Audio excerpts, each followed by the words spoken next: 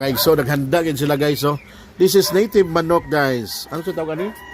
Kanang sinabawan sa rin tawag ani lauya. Tinulang manok tinulang native manok with dessert. Oh, grabe gid ilang dessert. Oh. Pula kayo yelo ang pinya. Siyempre paborito nato guys ang kinilaw. Dito sa Mindanao hindi nawala yung kinilaw dito. Kahit sang sulok ng Mindanao. Grabe ang laki ng tilapia talaga guys.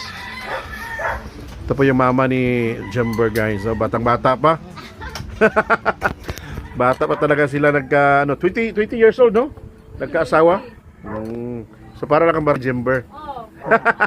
Magkapatid. Guys, so naghanda gid sila guys. So this is native manok guys. Ano sa tawag ani? Kanang sinabawan sa rin tawag ani lauya. Tinulang manok tinulang native manok with dessert. Oh, grabe gid ilang dessert. Oh. Pula kayo yelo ang pinya. Siyempre paborito nato guys ang kinilaw. Dito sa Mindanao hindi nawala yung kinilaw dito. Kahit sang sulok ng Mindanao. Grabe ang laki ng tilapia talaga guys.